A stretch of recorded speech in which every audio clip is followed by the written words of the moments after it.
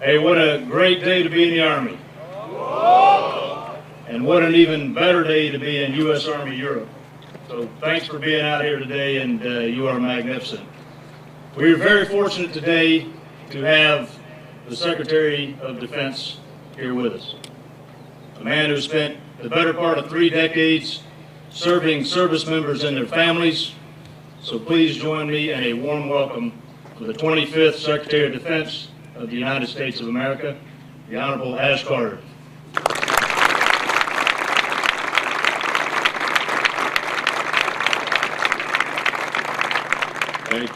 Thank you, Bill, and thank you all. I don't know where Rob is, there he is. Thanks, Chris over there too, thank you. And each and every one of you, including those guys in the front that I just had lunch with, really appreciate it. Had a great time, opportunity to chat with them.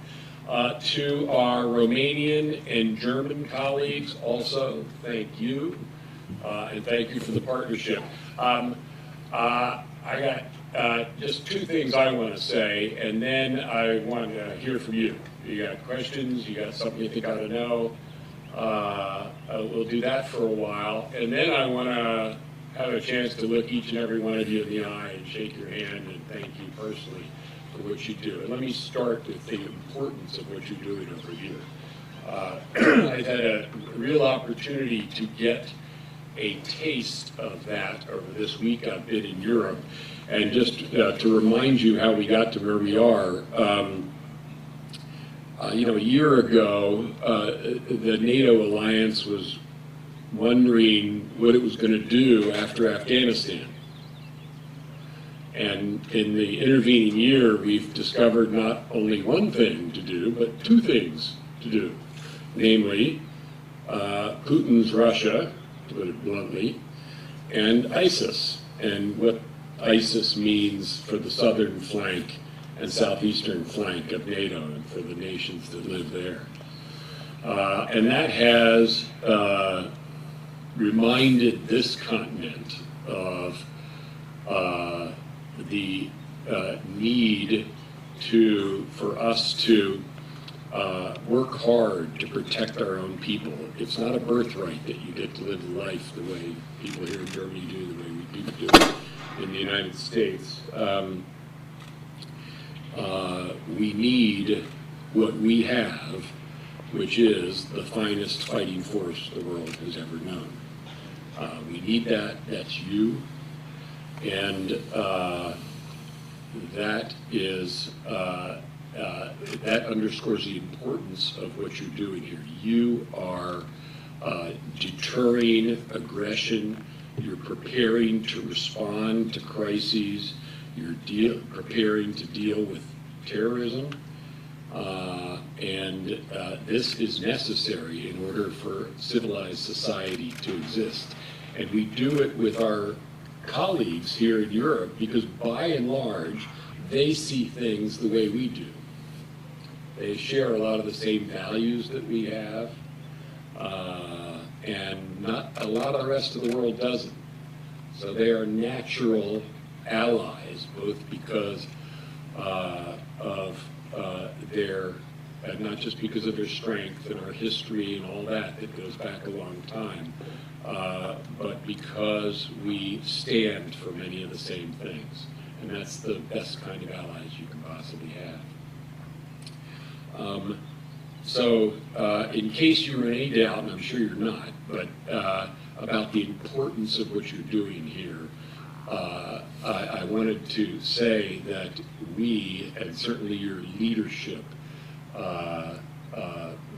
very much values what you're doing here. I think speaking for all of our fellow citizens in the United States, deeply grateful to you, proud of you, admiring of you and what you do.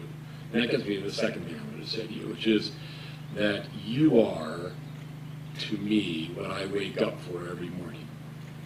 It's the people in our military that makes us great. You know, we have great equipment, we have great training and training ranges, And, you know, all that's true, but at the end of the day, what makes us the best is you. And I don't take that for granted, that you have choices in life. You don't have to be doing this. It's not like when I was coming up, you didn't get a choice. You have a choice now. You could go out and do something else. And in fact, I was talking to some folks earlier, having lunch with, and basically asking them, what does it take to get you to stay? Because getting good people to come and good people to stay is my most important responsibility. Because we have to make the force of the future from the people who are going to be our future. And that's you. And so I just want you to know you're at the center of my thinking, and my heart's with you every single day, and I'll do everything I possibly can to make us an institution that attracts the very best and keeps the very best, because that's the only way to keep us safe. So if you have an opportunity to talk to anybody in your family, I know being away from home is, for those of you who are away from home, is tough. But next time you're talking to a spouse or kids or parents or whatever it is, I'd appreciate if you just pass it on from me and through me, our entire people, how much we value what we do. What you do. We don't take it for granted. We're very grateful. We're extremely proud of you. Let me now ask anybody who's got something to say. It doesn't have to be a question, and of course I might not know the answer. But if you've got just something you want me to know, you think I ought to know so that I do my job better to help you do your job better, that's fine too. And I think there's some mics around.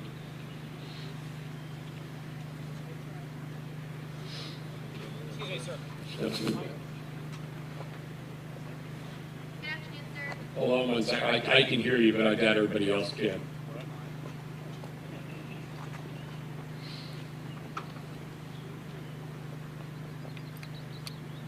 Good afternoon, sir. Lieutenant Steele, 15th Engineer Battalion, Madison, Georgia. Sir, given the current geopolitical climate in Europe and our ongoing NATO operations, do you foresee an increase in American forces stationed in Europe despite the drawdowns that we've been seeing? I foresee an increase in op tempo here. I foresee an increase in tape training tempo and an increase in rotational presence. I think your question is really about permanent stationing. And I do not foresee that. And there are basically two reasons for that. One good and principled, the other one not really. But the good one is that in some ways, and actually I was talking to some of the folks at lunch today about this, and that, you know, rotational presence has its good side and its bad side. You know, the good side of it is that more of our force will get to know this environment as a consequence of it than if only the part that was stationed here. That's the good part. The bad part is that people have to be away from home. It is true, I believe, and my understanding is that there's the units that come here are there's really a boosted readiness. So if we do have a crisis, the folks who are here coming through, or the folks who have been through, are going to be the point of the spear for us in terms of defending. So that's the good side. The bad side, to be very blunt about it, is that we spend in the defense budget the taxpayers' money, the American taxpayers' money. And they would, on the whole, they understand the strategic need to be overseas, but it's always a struggle for me to persuade people, because they, to be quite blunt about it, they want you spending your money at home, not in another place. And it's not only here in Europe, but it's in Asia and everywhere else we have people. And so we have to convince them that you need a mix. We need people at home because they need to be with their families and so forth, but we need our military to be familiar with the rest of the world, because that's where conflicts are. and that's where we're going to become engaged. And if you've never been here, you're going to have a big learning curve if we ever deploy you here. And that's not going to be either fair to you or effective. So there are kind of two sides to it.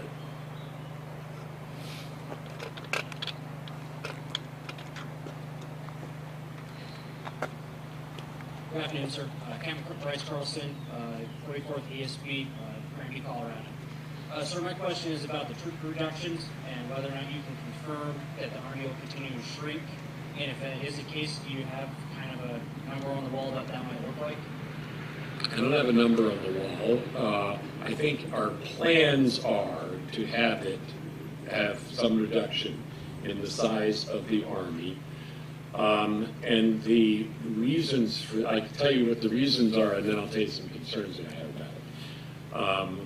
The reasons for it are, well, first of all, that we are coming out of 13 years of very large, persistent coin fights. And so we increased our end strength in order to not wear people out, although we did wear people out in terms of rotations. And so now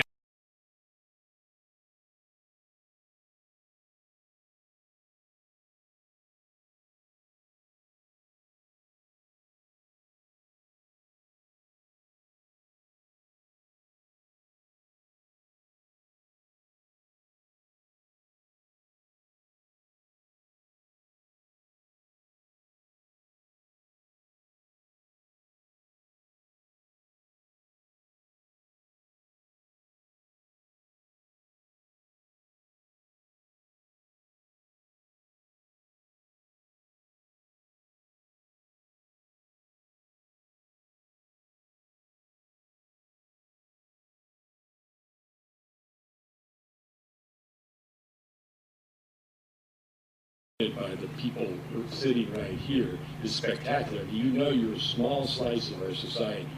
You're not a cross-section.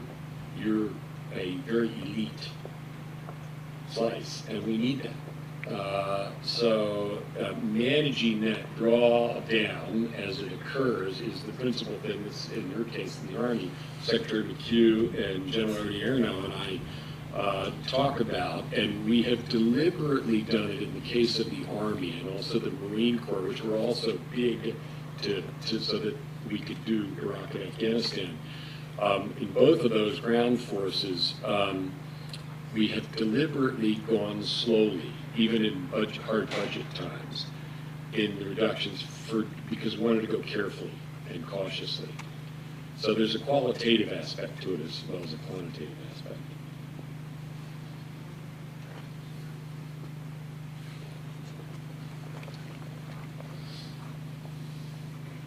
Mr. Secretary, Staff Sergeant West, Apache 1-2, Tempe, Arizona.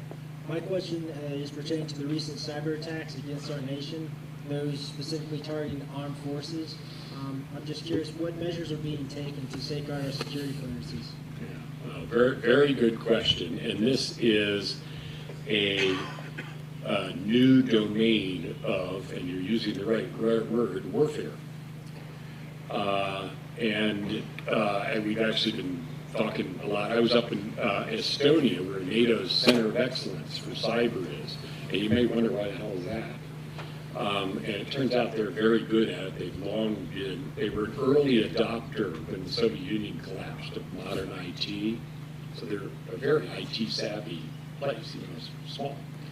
So they took this on, and it's a recognition that as we adapt NATO, you know, the NATO of old was for defense of Germany against the Warsaw, not Germany, Western Europe against the Warsaw Pact. It was a very different era in warfare. And then, so then we had the Cold War, and then we went into Iraq and Afghanistan, and now we're trying to look at the future. And this alliance is trying to look at its future. And agility and the kinds of things that are represented by you and training here is one element of it.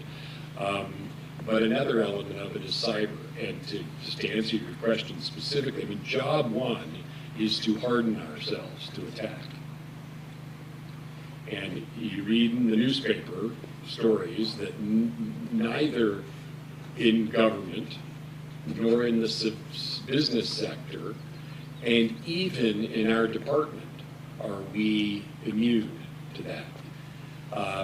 So we're better because we've spent more time and more money basically trying to protect our networks, but they're not perfect.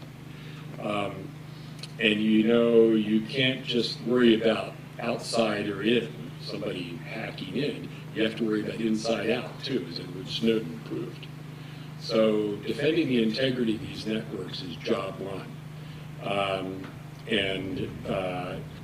not going to pretend that we're as good as I think we should be in that regard. This is one reason why we're making new investments in cyber. It's not hugely expensive. It's mainly demanding of people. So getting good people who are good at that particular thing is the trick. But cyber defense is something we need to invest more in.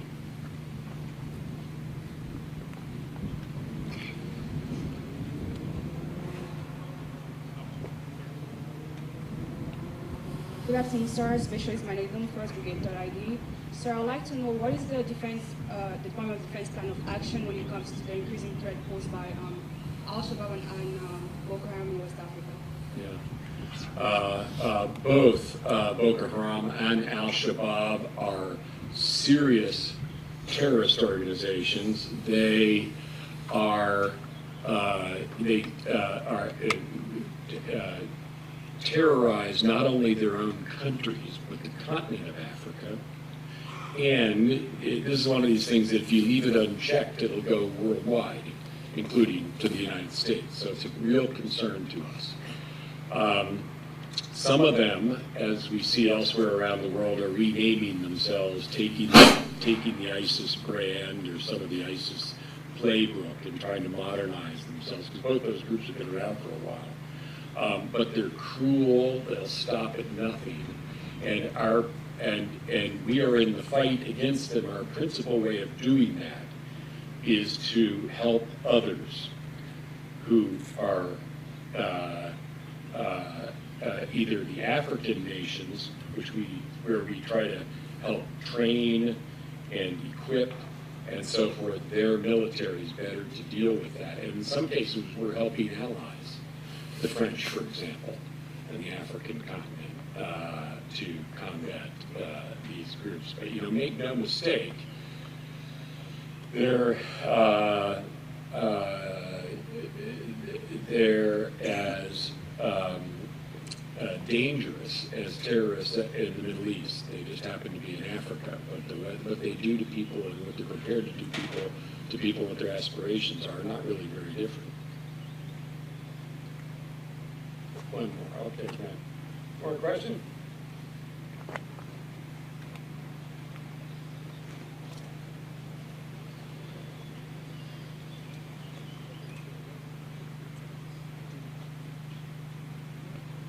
I recognize this guy.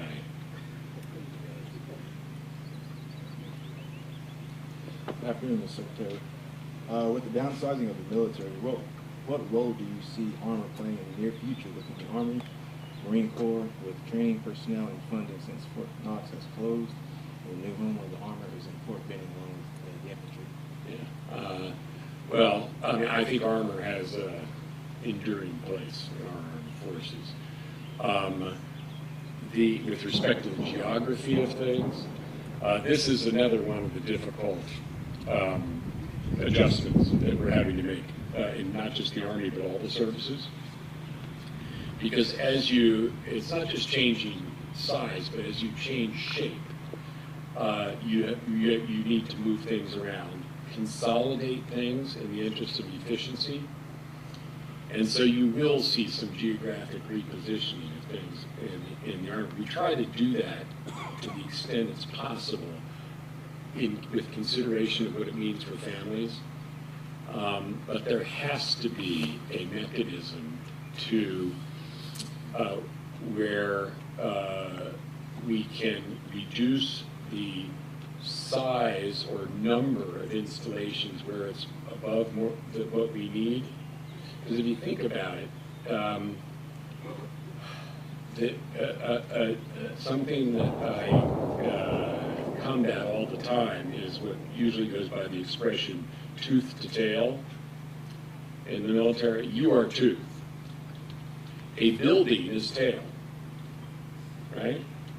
And so I want more tooth and where possible less tail. Well, there has to be enough tail to serve the tooth. But in some cases, we know better, but we're not allowed to, we're not permitted basically by Congress to consolidate installations. And it frustrates me a lot, and I keep hoping that we will get authority to do so, because it is one of the ways of making us more efficient.